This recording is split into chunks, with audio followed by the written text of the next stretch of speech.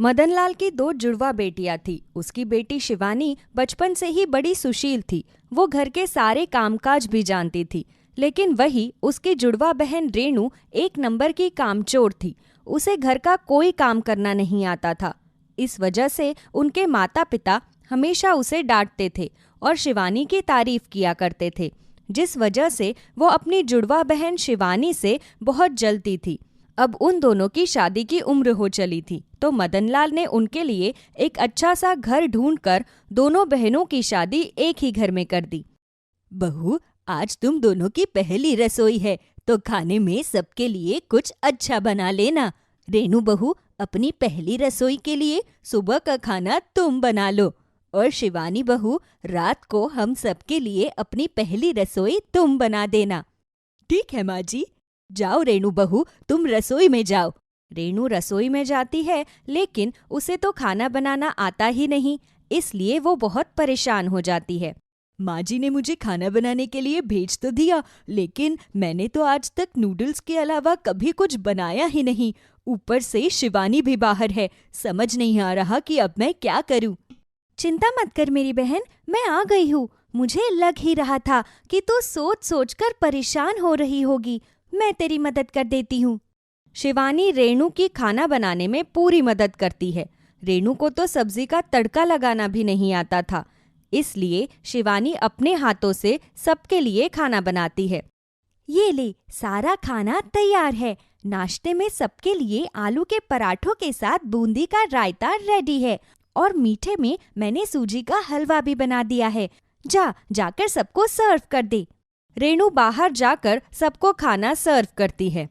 अरे वाह रेणु बहू, तूने तो बड़ी ही जल्दी सारा खाना बनाकर तैयार कर दिया। खाने से खुशबू तो बहुत ही अच्छी आ रही है। मुझसे तो अब खाने के लिए रुका ही नहीं जा रहा। हाँ रेणु, जल्दी से मुझे पराठा दे दो। रेणु सबको नाश्ता देती है। सब लोग जैसे ही नाश्ता करते हैं तो इतने अच्छे स्वाद के कारण वे सभी अपनी उंगलियां चाटने पर मजबूर हो जाते हैं। वाह वाह वाह, क्या आलू के पराठे बनाए हैं तुमने। खाकर मजा आ गया। और ये बूंदी का रायता तो एकदम लाजवाब है। हाँ बहू, ये सूजी का हलवा तो इतना स्वादिष्ट है कि मन कर रहा है कि बस खाती ही जाऊं। इतना स्वादिष्ट हलवा तो आज तक मैं कभी बना ही नहीं पाई। सच में मेरी बहू के हाथों में तो जादू है, जादू। थैंक यू माँ जी। ये लो बेटा, तुम्हारा शगुन। शिवानी बहू, रात को तुम्हें अपनी बहन से भी अच्छा खाना बनाना है, ताकि उसे खाकर भी हम अपनी उंगलियां चाटते रह जाए। ये सुनकर रेणु अपने मन में शिवानी के खिलाफ षड्यंत्र रचना शुरू कर देती है। शाम को शिवानी सबके लिए खाना बनाने के लिए किचन में जाती है, तो रेणु भी उसके पीछे पीछे किचन में आ जाती है। आप सबके लिए क्या बना रही हो शिवानी दीदी? माँ जी ने कहा था कि सबको मटर पनीर बहुत पसंद है, तो सबके लिए मटर पनीर की सब्जी, पूड़ियाँ, मसाला पुलाव और सेवैयाँ की खीर बना रही हूँ। अरे वाह, आपके हाथ का खाना खाकर तो सबको मजा ही आ जाएगा। लेकिन मैं उस मजे को सजा में बदल दूंगी। बस देखती जाओ शिवानी दीदी। क्या हुआ तुझे? मन ही मन में क्या सोचने लगी? कुछ नहीं दीदी। अच्छा सुन, मैंने सबके लिए खाना बनाकर तैयार कर दिया है। मैं जरा हाथ मुंह धोकर आती हूँ, तब तक तो प्लेट्स निकाल कर रख दे। ठीक है दीदी। शिवानी अपने रूम में फ्रेश होने के लिए जाती है। तभी रेणु मटर पनीर की सब्जी में ढेर सारी मिर्ची का पाउडर मिला देती है और पुलाव में 2 चम्मच भर कर नमक डाल देती है। लेकिन इतने से भी उसे संतुष्टि नहीं मिलती, तो वो सेवइयों की खीर के अंदर पूरी 1 कटोरी भरकर चीनी मिला देती है। अब सबको आपके हाथ का खाना खाने में इतना मजा आएगा कि उनके कानों से धुआं निकल जाएगा। शादी से पहले भले ही सब आपकी कितनी भी तारीफ करते हो शिवानी दीदी, लेकिन शादी के बाद मैं ससुराल में एक भी दिन आपकी तारीफ नहीं होने दूंगी। इस घर में अगर किसी की तारीफ होनी है तो वो सिर्फ मेरी होगी। वो शिवानी की पहली रसोई बर्बाद कर देती है। शिवानी जब फ्रेश होकर नीचे आती है तो सबके लिए डाइनिंग टेबल पर खाना लगा देती है। खाने की खुशबू तो बहुत ही अच्छी आ रही है शिवानी बहू। सभी लोग खाने का पहला निवाला खाते हैं तो मटर पनीर की सब्जी में इतनी ज्यादा मिर्ची होने के कारण उनके कानों से धुआं निकल जाता है। हे भगवान, ये कैसा मटर पनीर बनाया है तुमने? इतनी ज्यादा मिर्ची, पूरे महीने की मिर्ची एक ही साथ सब्जी में डाल दी है क्या? हाँ, क्या? मैंने तो सब्जी में कम ही मिर्ची डाली थी। अच्छा, जरा चख कर देखो, एक बार कानों से धुआं ना निकल जाए तो कहना। सतीश के कहने पर शिवानी सब्जी को चख कर देखती है तो मिर्ची के कारण उसके कानों से भी धुआं निकल जाता है। हे भगवान, सब्जी में मिर्ची इतनी तेज कैसे हो गई? सच में मैंने तो बहुत ही कम मिर्ची डाली थी। कोई बात नहीं शिवानी बहू, कभी कभी हो जाता है। हम ये मसाला पुलाव खा लेते हैं। खाओ खाओ, इसे खाकर तो इन सबको और भी मजा आएगा। छी छी छी छी, ये क्या बनाया है तुमने? मटर पनीर में इतनी मिर्ची डाल दी है और इस मसाला पुलाव में इतना नमक। खाना बनाना नहीं आता था तो बता देती ना। इतने भद्दे स्वाद का खाना कैसे खाएं अब हम सब? अरे भाभी, ये सब क्या बना दिया है आपने? सेवइयों के अंदर इतनी चीनी, हमें डायबिटीज का मरीज बनाओगी क्या? शिवानी बेटा, खाना बनाना नहीं आता तो बता देती, नहीं तो रेणु की मदद ले लेती। उसने सुबह कितना अच्छा खाना बनाया था। मुझे तो यकीन ही नहीं हो रहा कि तुम दोनों जुड़वा बहनें हो। एक बहन ने तो सुबह इतना अच्छा और स्वादिष्ट खाना बनाया और दूसरी बहन ने ऐसा खाना बनाया जिसे खाने में भी हमारे लिए आफत हो रही है। वाह वाह, मजा ही आ गया। और सुनाऊं इसे दो बातें। बहुत तारीफ होती थी ना इसकी वजह से हमेशा मुझे डांट पड़ती थी। आज इसे डांट सुनते हुए देखकर मुझे बहुत सुकून मिल रहा है। कल से तुम रेणु बहू से खाना बनाना सीखोगी। आज के बाद घर में ऐसा खाना कभी मत बनाना। सतीश बेटा, तुम सबके लिए बाहर से खाना ऑर्डर कर लो। तुम्हारी वजह से अन्न का अपमान हुआ। अब हमें ये सारा खाना फेंकना पड़ेगा। शिवानी को कुछ समझ ही नहीं आता कि आखिर उसके साथ ये सब क्या हुआ, लेकिन उसे डांट पड़ते हुए देखकर रेणु बहुत खुश हुई। शिवानी ने इस वजह से कुछ खाना भी नहीं खाया।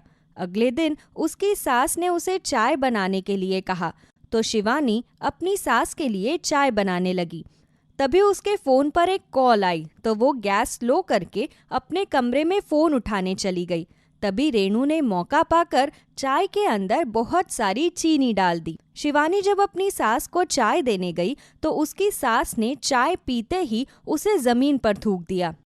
छी छी छी छी, मुझे तो लगा था कि तुम्हें सिर्फ खाना बनाना नहीं आता, लेकिन तुम्हें तो एक ढंग की चाय भी बनानी नहीं आती।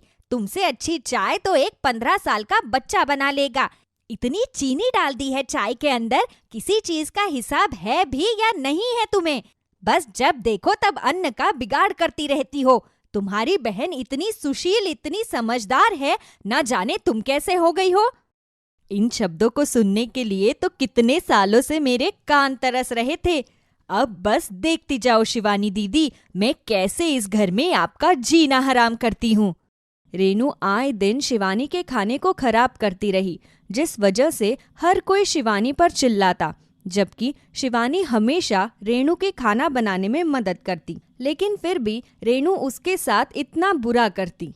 तभी एक दिन, शिवानी बहू, अब तो तुम्हारी शादी को बहुत समय हो गया, अब तक तो तुम्हें खाना बनाना आ ही गया होगा। रेणु बहू, आज तुम नाश्ते में सबके लिए छोले भटूरे बनाओगी और शिवानी बहू, तुम सबके लिए दोपहर के खाने में मलाई कोफ्ता और पुलाव बनाओगी। ठीक है माँ जी। ठीक है माँ जी। रेणु किचन में सबके लिए छोले भटूरे बनाने जाती है तो उसकी सास शकुंतला की नजर वहां से गुजरते हुए रसोई के अंदर पड़ती है। शिवानी दीदी, मुझे तो छोले भटूरे के छोले तक उबालने नहीं आते। अगर मैंने छोले भटूरे बनाए तो माँ जी मुझे बहुत डांटेगी। प्लीज आप मेरे लिए छोले भटूरे बना दो ना। ठीक है रेणु, तो चिंता मत कर, मैं बना देती हूँ। ये क्या गड़बड़ है? शकुंतला रसोई के बाहर छिपकर शिवानी को सबके लिए छोले भटूरे बनाते हुए देखती है, जबकि रेणु वहां खड़ी होकर अपना फोन ही चलाती रहती है। छोले भटूरे बनते ही रेणु सबको छोले भटूरे परोसती है। वाह रेणु, तुमने छोले भटूरे तो बहुत ही टेस्टी बनाई है। किसी रेस्टोरेंट में भी इतने टेस्टी छोले भटूरे नहीं मिलते। Thank you Lalit ji. मेरे हाथों के छोले भटूरे तो मेरी सहेलियों को भी बहुत पसंद है। मैं हमेशा से ही बहुत अच्छे छोले भटूरे बनाती हूँ। इस बार शकुंतला अच्छे से जानती थी कि ये छोले भटूरे शिवानी ने बनाए हैं, इसलिए वो रेणु से कुछ नहीं कहती। शाम को जब शिवानी सबके लिए रात का खाना बनाने लगती है तो शकुंतला फिर से रसोई के पास छिपकर उसे खाना बनाते हुए देखने लगती है। खाना बनने के बाद शिवानी हाथ मुंह धोने के लिए अपने कमरे में जाती है तो शकुंतला देखती है कि रेणु दबे पांव किचन में जा रही है। उसे देखकर वो पीछे की तरफ छिप जाती है। क्या शिवानी दीदी, आप खाना बनाने में हर रोज इतनी मेहनत करती हो और मैं 1 सेकंड में आपकी सारी मेहनत बर्बाद कर देती हूँ। आज आपकी सब्जी में नमक मिलाऊं या मिर्च मिलाऊं? एक काम करती हूँ, नमक मिला देती हूँ, मजा ही आ जाएगा। सिर्फ नमक क्यों रेणु बहू, मिर्च भी मिला दे, उससे स्वाद और ज्यादा खराब हो जाएगा। माँ जी, आप यहाँ?